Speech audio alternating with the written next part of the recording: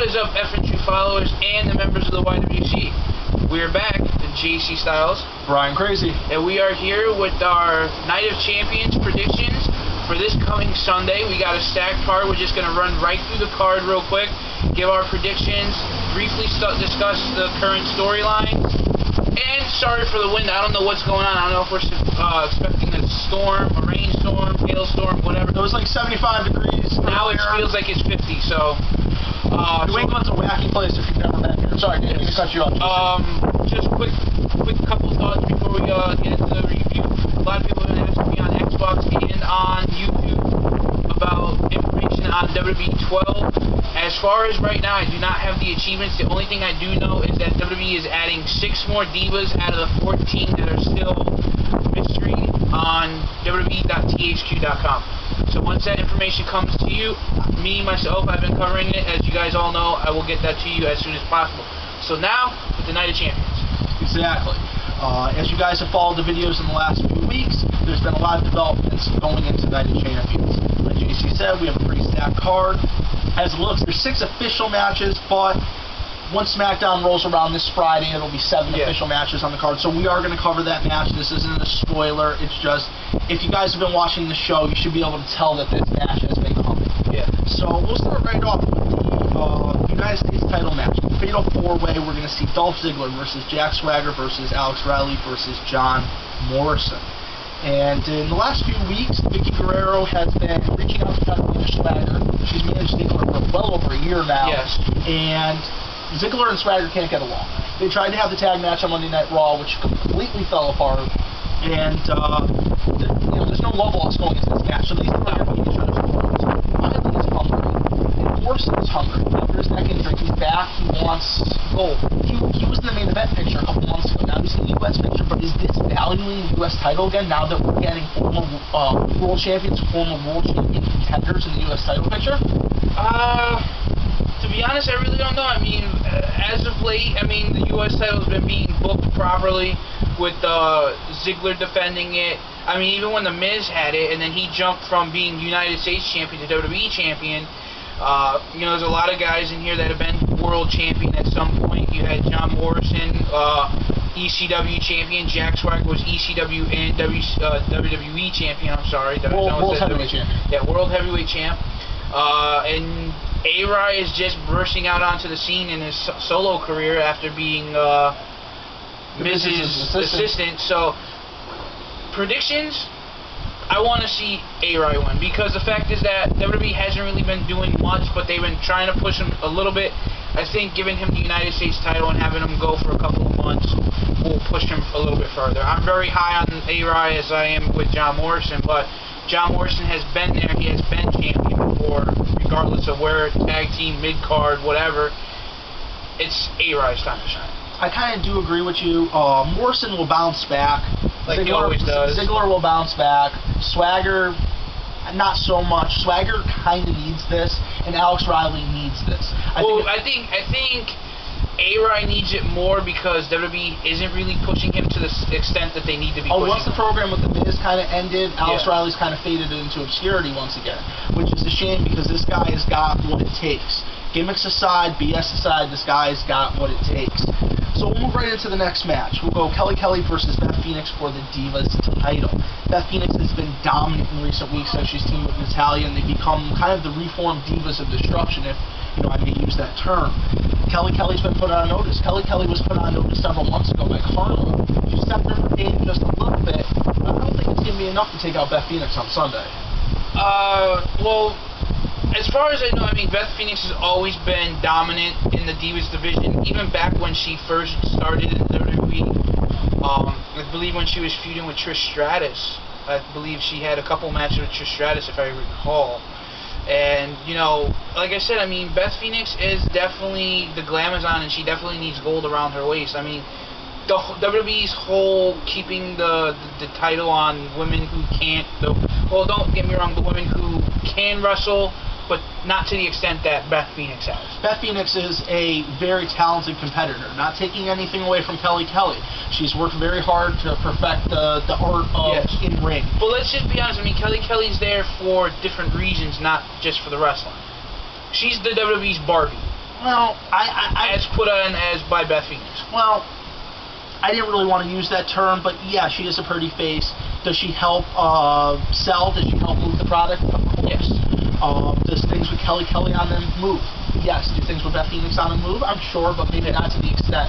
But Beth Phoenix, dominant. Given the title, I would love to see given the title to Beth Phoenix would be a smart idea because it will put the Divas division back on point. Well, you'll have a dominant female like they did back in the turn of the century. And then, went from the 90s to the 2000s. Because I mean, right before Karma left, there was for the pregnancy, because she was pregnant, was a lot of people were hyping up Phoenix versus Karma. Phoenix versus Karma. And I would love to see that because I was hyped up on Karma when she was in TNA. I got to see her live and in person, so I know she can bring it. I apologize about the win.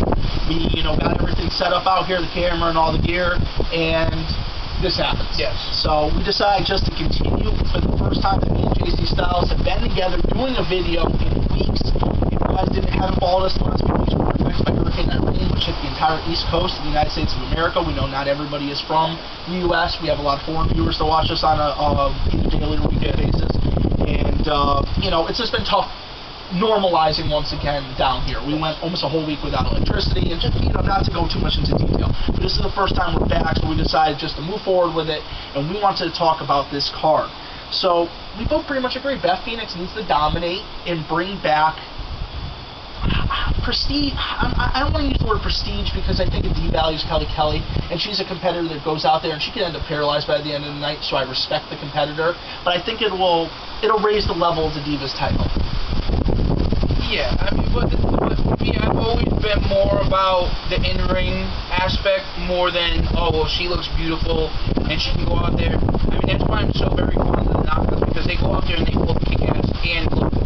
But with the WWE, they focus more on the girls who look pretty to help push the product out there for to keep us guys, interested. Hey, eye candy's always nice, I'm not going to lie.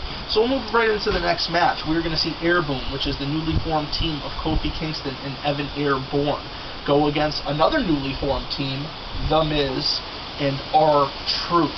Now, I know JC's got a lot to say about this match, seeming that Miz and R-Truth are two of his favorite superstars. Yes. Same with me. I mean, we were at a house show, right? And we run up to the barricade when R-Truth's coming around. I mean, R-Truth, doesn't just give you a quick slap. I mean, he does the hook, really cares about his fans. Takes the extra second out when everybody else just runs to the ring so they can get a little more glory. He takes a second out for the fans because he knows where he came from. Exactly. He was a guy like us, a fan.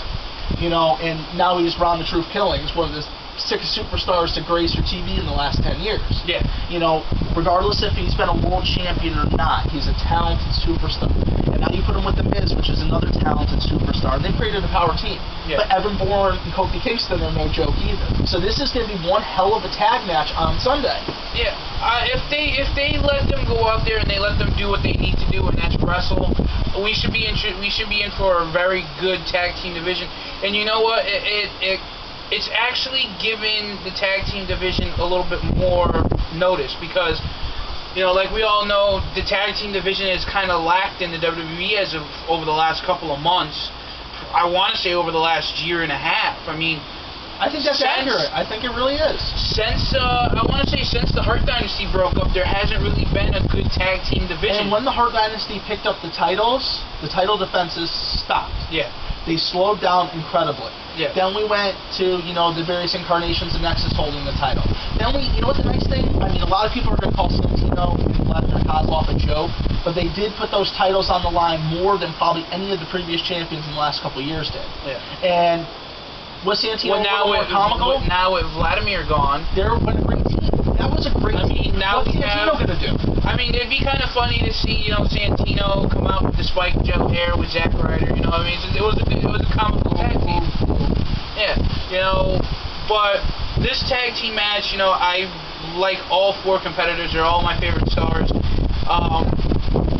But I kind of want to see R-Truth and The Miz win, just because the fact is that, I like Miz and I like R-Truth a lot more than I do Bourne and Kofi. well, our troops got convinced that there's a conspiracy against the both of them now. Yeah. So we'll see what happens. But I do agree with JC Styles. Our troops and The Miz, that would be fantastic. You would bring main event players to the tag team scene, which you used to have a lot back in the day. Yeah. You used to have main event guys holding the belts for a little bit. It would bring a little more interest to the tag team division. Then, when the under guys picked up the titles, it was like, wow, they actually beat that powerhouse team, you know?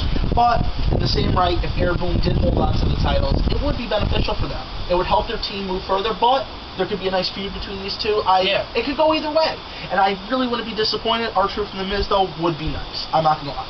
Alright, so we're moving into our next match. We're going to see Cody Rhodes versus Ted DiBiase for the Intercontinental title. This was the match that I mentioned at the beginning of the video, that there's 6 official matches, but after SmackDown rolls around this Friday, I believe this will be the 7th. I mean, it looks like it's been solidified. I hope with there being 7 matches on the card, they don't make one of them a dark match, Like they did at WrestleMania with Daniel Bryan. With the United States Championship. Which, Daniel Bryan was recently interviewed about that, and he felt honored to be there, but he really wished he was on the card. Yeah. I mean, who doesn't? If you're saying, hey, you're getting your WrestleMania moment tonight, and you get there and you're like, oh, a little bit of change of plans. Yeah, we're putting you in the dark match before the pay-per-view goes on the air. Yeah, exactly. You know what I mean? And I can see this going either way. I really like how Cody Rhodes has been going lately. I think getting the win over Orton, I know he used the mask. I know there's a lot of Orton fans out there that are going to be like, oh, he cheated. A win is a win. He beat the World Heavyweight Champion. Plain and simple. Yeah. Cody Rhodes has got a lot of momentum behind him.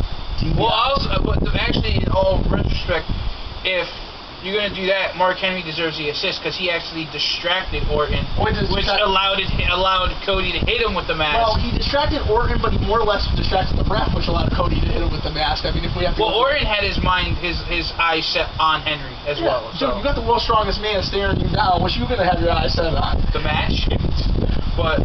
Okay, let me turn my back. All right, this 450-pound behemoth comes behind me and fucking kills me now. Thanks. So, my predictions for this, like Brian said, Cody's been definitely on point with the character that he's currently doing, the disfigured, dashing Cody Rhodes. Yeah. So, even when they were tag teamed together, I was really never on the Cody train. I was always more of the Ted train. I was always on Ted's bandwagon. Well, Ted is a great superstar. So, they're both great athletes that come from great, families.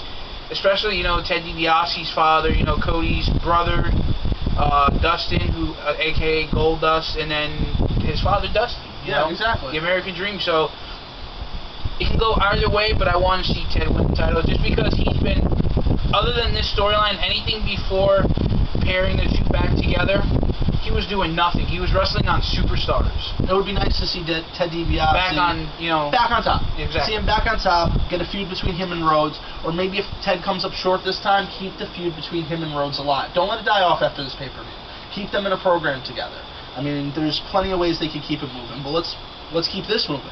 So the next match is the SmackDown World's Heavyweight Title match. We will see Randy Orton defend the title against the world's strongest man, Mark Henry. Well, there's just one key point I have to say about this whole match. It's great storyline, great build-up, but giving the title to Mark Henry is just going to be as stale as when he had it when he was feuding with Batista. Orton, whether we like him or not, which I do like him, to me he's probably one of only 3 or 4 SmackDown top contenders. Mark Henry being one, and so with Sheamus being another. There's not really much contenders on there, so them giving the chance to Mark Henry is good, but I see a punt and Orton retaining. I kind of agree. I mean, Mark Henry's been doing really good. I mean, the guy who had a on-camera relationship with Mae Young who gave birth to a hand. I mean, how can you give him a world title again? It's kind of a stretch, I do agree. I mean, if Mark Henry was involved in that controversial storyline, I would say that, Randy Orton... He was! What do you mean, if? He was. I was gonna say Randy Orton's gonna get sexual chocolate Mark Henry. I mean, Jesus Christ. Sexual chocolate Mark Henry was a straight storyline. He was dominant in the nation, but yo. I think of that. I think of how stupid was Mike Awesome, the fat chick thriller. Like, come on. Or that 70s guy. Yeah. Or the Canadian killer. Yeah. He had like 3 gimmicks in 2 years. Yeah. And you know what? The shame about it is Mike Awesome was so dominant in ECW, and then he went to WCW, and it was like a joke. It was like the same thing with Lance Storm when he came. He started dancing and all that bullshit. Lance Storm was the most serious dude on the planet. If I could be serious for a minute. And they play the Canadian national anthem, and everybody would be booing him. He'd have the most straight look on his face. Didn't he win the United States title and he just slapped the Canadian sticker on the front? He won more than just he won the United States, the Cruiserweight, and I think the Hardcore title. And all 3 of them he slapped Canadian stickers on. And then, I mean, Lance Storm was the shit, man. I liked Lance Storm a lot. I always thought he was a great superstar. Chris Jericho's best friend. You know, they trained at Two Hearts Academy together. They showed up there basically on the same day. Lance Storm's like, what did I get myself into? He sees. I know. I watched the Chris Jericho. Well, for the guys that didn't see the DVD. But what match were we in? Oh, Mark Henry and Randy Orton. I want to see Orton retain just because I can't stand Mark Henry. He looks like a fucking gorilla. Well, I gotta say 2 things about Mark Henry. Mr. Henry, how do your backs go? What? How's your back? He's father to a hand. And 2, he looks like a silverback gorilla who belongs in the zoo. He looks like Michael Clark Duncan with the friggin' with the ape suit on from Planet of the Apes, 2001. What do you know about that? God, that was a great movie. It was so horrible. Abraham Lincoln. That was actually pretty good, and there was supposed to be a sequel, but Tim Burton didn't like there was like 10 scripts, and Tim Burton didn't like any one of them. But moving on. That's for the entertainment channel. That's for the entertainment channel. But me myself, I'm a movie buff. I love watching movies. That's what I do. Same here. I love movies. I love old TV shows. I love science fiction. I have Netflix. Comedy. I have Netflix, which I have the instant queue. For those of you who know, you can stream movies onto your TV or Xbox or PlayStation or Nintendo Wii. I have the movies that come to the house on top of that, and I got Blockbuster, so I'm getting 6 movies a week. So now this is when the Netflix endorsement will pop across the screen, and that'd be kind of funny if it did too, with AdSense. JC Styles will get a couple cents for every time we click. So moving on, sum it up. Henry, he could be a dominating player. He's proven himself in past weeks, but is this just a couple-week build been enough?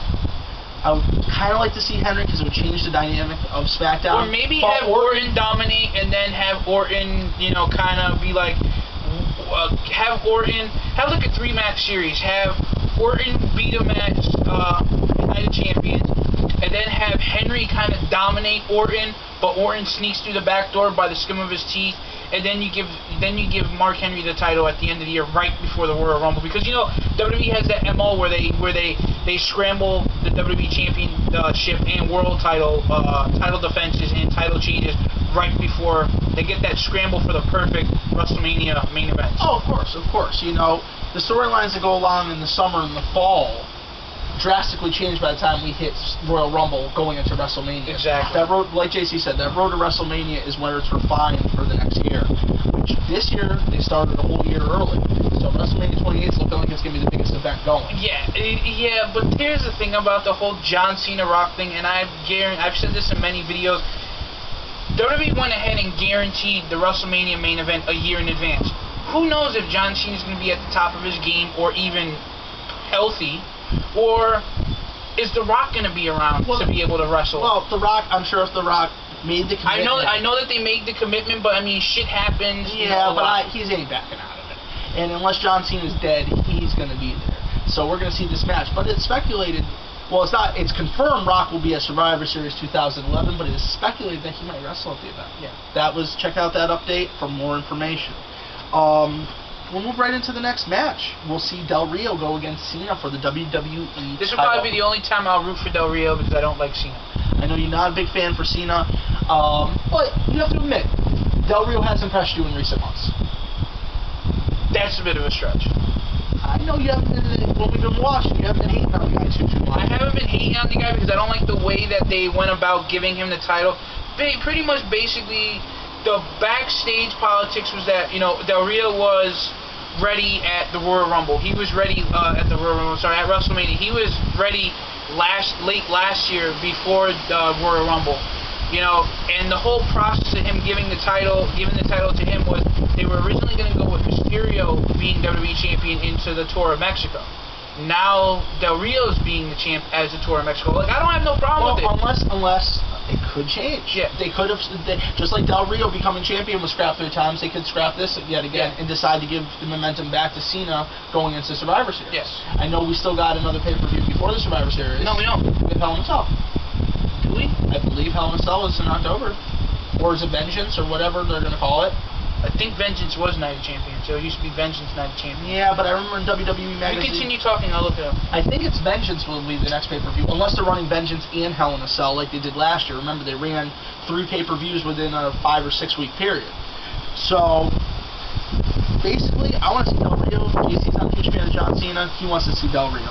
We'll move into the last match. We'll see CM Punk go against Triple H. No disqualification. If Triple H loses to CM Punk, he has to step down as COO of the WWE. I don't really see that as a possibility. I see Triple H as, staying in the dominant leadership position, and Kevin Nash returning as the outsider and somehow screwing over CM Punk. Do you agree? I don't know. My iPod's being a homo. This is the thing I see. I see the match being a fantastic match, but I have a feeling, and I think. And a lot of people are probably going to say, oh, that's not going to happen. Just look at all the storyline facts. I think CM Punk, this is all a ploy to try to screw Triple H. Saying Nash sent the Triple H sent him a text message, but really Nash sent the text message from Triple H's phone to himself. But I have a feeling that's all a ploy for CM Punk to get Triple H out of the COO position. And I have a feeling Nash is in CM Punk's back pocket. It could be quite a possibility. I mean, just look at there would be a change of events. Just when you look at the current storylines that have been happening since Money in the Bank. It would be such a twist if Nash and CM Punk were somehow in cahoots with one. Because then they would be the way that they doing it is that when Nash jumped, I forgot who it was, but the Miz and R-Truth were in the ring. I think it was Cena, if I'm not mistaken. You had those two, and you had Nash. No, it was CM Punk was in the ring. And CM Punk jackknife, Kevin Nash jackknife CM Punk. And you had Miz and R-Truth in the ring. They seemed to kind of be like, okay, and kind of high-fived or slapped hands or whatever. And then Nash just walked out of the ring. So, I mean, if they're going to bring back any forms of the NWO, I could probably see it Nash, Punk, R-Truth, and Miz. Or if Punk and Nash aren't in cahoots, which is, a possibility as well, and probably more of a likelihood at this point, unless they do a a lot of people were saying that it would have been funny if it was Shawn Michaels that sent the text message, and Nash was saying that it was Triple H. Exactly, he was pulling the strings. Because remember, Shawn Michaels and Triple H didn't leave on such good ground before the Undertaker match. Yeah. Remember, Triple H basically said, you couldn't beat him, but I can, and then Triple H came up short. Yeah. So, I think this could go either way. Either on Sunday, Triple H is no longer going to be COO, which I don't think is that much of a possibility, or CM Punk is going to lose, which I think he's going to get screwed by the outsider, Kevin Nash. Who, CM Punk gets screwed? I don't know. I mean, I kind of think, like I said, it's a big ploy. I mean, it's a big, right now, the whole match is a big what if. What if CM Punk has Kevin Nash in his back pocket and CM Punk Kevin Nash screws Triple H over because Triple H fired him? But then again, let's not leave out the key factor, Johnny Laurinaitis. Johnny Laurinaitis, the innovator of the Ace Crusher, which you guys know is the modern Stone Cold Stunner. This guy has been pulling all the strings since day one. He has pulled every string to control the situation. He got Nash hired. He met up with Nash afterwards. He has a hand in everything. And how is this going to play out? It could go either way, but right now I'm going to leave it to our viewers to decide because it's a big what if. Let us know. There's 7 matches. Write down the 7 matches. Leave us some predictions below. Yes. You don't have to go into crazy details. Cena versus equals. Yeah. Give us your thoughts. I want to hear. Match 1, A-Rod. Match 2, Air Boom. Yeah. Match 3. Whatever happens. Whatever's easiest for you guys. We just want to hear your thoughts. So we're going to close this out, but real quick, I just want to shout out a couple members of the F and True Clique. We are pro wrestling, the most extreme wrestling, the WCWite, You got a few others you want to throw at him? Yes.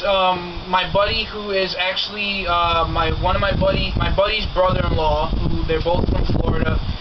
They've been checking out our channel. They're not subscribed to us, but I'm gonna let them know of the shout out. My buddy Gavin, who him and his buddy, who he runs a nightclub, are working on a F and True Click anthem.